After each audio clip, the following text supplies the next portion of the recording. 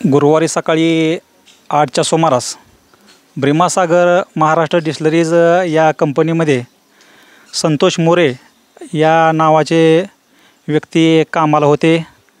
ते त्या दिवशी सकाळी 8 वाजता त्या ठिकाणी कामाला गेल्यानंतर त्यांनी त्या कंपनीमध्ये गळफास लावून आत्महत्या केली।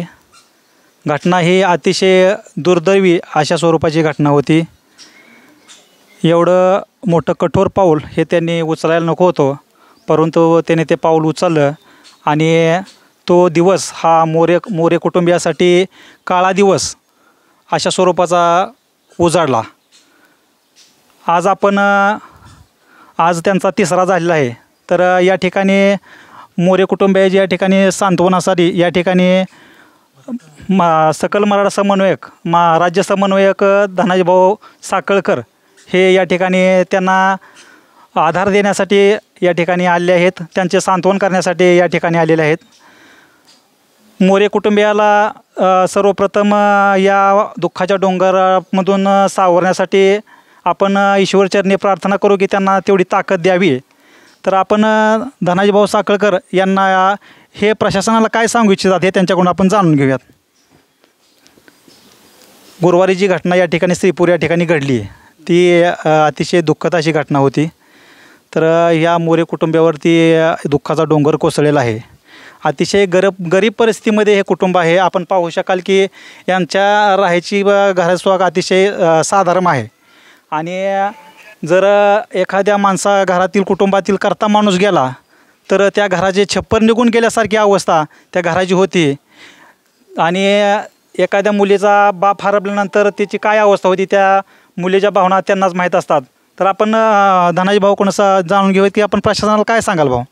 या ठिकाणी सर्वप्रथम मी आपल्या या संतोष मोरे हे जे गेले व त्यांना या दुःखातून सर्व कुटुंबाला परमेश्वरानं पूर्ण ताकदीनं उभा करावं हीच या ठिकाणी प्रार्थना करतो।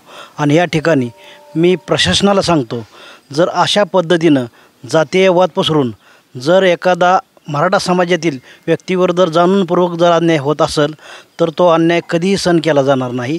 आणि ह्याच्यासाठी यासाठी आता चौकशी चालू आहे या संदर्भात, जेव्हा कशा पद्धतीने घडलं कशानं, जर हे सत्य जर समोर आलं तर जो कोणी अधिकारी असेल त्याला पाठीशी घातलं जाणार नाही आणि त्याची या महाराष्ट्रामधून दखल घेतली जाईल। आणि या ठिकाणी ह्या कुटुंबाबरोबर आज माळशिरस तालुकाच नाही तर संपूर्ण महाराष्ट्रातील मराठा समाज उभा राहील। आणि ह्याच्यासाठी मी 2-3 दिवसांना अंतरवलीला जाऊन उद्याच जाणार आहे। मी आदरणीय संघर्ष योद्धा मनोज जरांगे पाटील यांच्याही कानावरती ही घटना घालणार आहे की अशा पद्धतीने जातीवाद पसरून जी बुद्धिजीवी आहेत आणि जे मराठा समाजाला टार्गेट केलं जातं तर हे जर असंच घडत राहील तर यांना या ठिकाणी डिस्टिलरी जो कारखाना आहे त्यांच्या ओनरला मी या ठिकाणी आपल्या माध्यमातून विनंती करतो की जर असं जर घडलं असेल तर आपल्याला या जो कोणी दोषी अधिकारी आहेत त्यांच्यावर कारवाई करावी आणि या कुटुंबाला न्याय देण्याची भूमिका घ्यावी। जर आपण न्याय देण्याची भूमिका घेतली नाही तर आम्ही या डिस्टिलरीवरती उपोषणाचा हत्यार बसणार आणि या महाराष्ट्रातून मराठा समाज या ठिकाणी येईल आणि या ठिकाणी परत जी प्रशासकाला जी परिस्थिती उद्भवलं याला सर्वस्व प्रशासन जबाबदार असेल। त्याच्यामुळं माझं या ओनरला एवढीच विनंती आहे की आपण ही झालेली घटना गांभीर्याने घेऊन या कुटुंबाला न्याय देण्याची भूमिका घ्यावी आणि लवकरात लवकर हा विषय हाताळावा, नाही तर अन्यथा आम्हाला कायदा हातात घ्यावा लागेल। आणि या कुटुंबाच्या पाठीमागं आम्ही आजही आहे, उद्याही राहू आणि परवाही राहू। फक्त एवढीच विनंती आहे प्रशासनाला की लवकरात लवकर ह्याची शहानिशा करावी आणि ह्या कुटुंबाला न्याय द्यावा। या कुटुंबाला सध्या आता करता माणूस तर गेलेला आहे, तर आर्थिक मदतीसाठी आपण या कंपनीकडे काय म्हणजे आव्हान काय करचाल का? आम्ही या कंपनीला सल्ला देतो एवढाच की आपण हा जीव तर गेल्याला परत येणार नाही आमच्या माणसाचा आणि हा जीव येणार नाही, परंतु त्यांची जे 2 मुलं आहेत या 2 मुलाची जबाबदारी त्यांनी घ्यावी, संपूर्ण कुटुंबाची जबाबदारी घ्यावी। जर तुम्ही घेत नसाल तर आम्ही सक्षम आहोत, मराठा समाज पण त्यांना काही ना काही करून त्यांच्या शिक्षणाची सोय काय असेल ते त्याच्यासाठी पूर्ण ताकदीनं माळशिरस तालुक्याच्या वतीनं आम्ही राहणार आहे त्यांच्या पाठीशी उभा। परंतु जर का डिस्टिलरीच्या ह्यांनी प्रशासनानं जर दखल नाही घेतली तर आम्ही रस्त्यावर उतरून जे काय असेल ते त्यांच्यावर 302चा गुन्हा दाखल करावा ही मागणी करणार आहे आम्ही। आताच धनाजी भाऊ यांनी सांगितलं की त्यांच्या पश्चात जे त्यांची पत्नी आहे, त्यांची 2 मुलं आहेत, 1 मुलगा 1 मुलगी आहे, यांना आर्थिक मदतीची तर गरज आहेच, परंतु त्यांच्या त्या एका मुलाला आर्थिक सहाय्य म्हणून या कुटुंबाला मदत करावी आणि तशी जर मदत नाही केली तर सकल मराठा समाज महाराष्ट्र राज्य हा रस्त्यावर उतरल्याशिवाय राहणार नाही असंही त्यांनी या ठिकाणी आता सांगितलेलं आहे.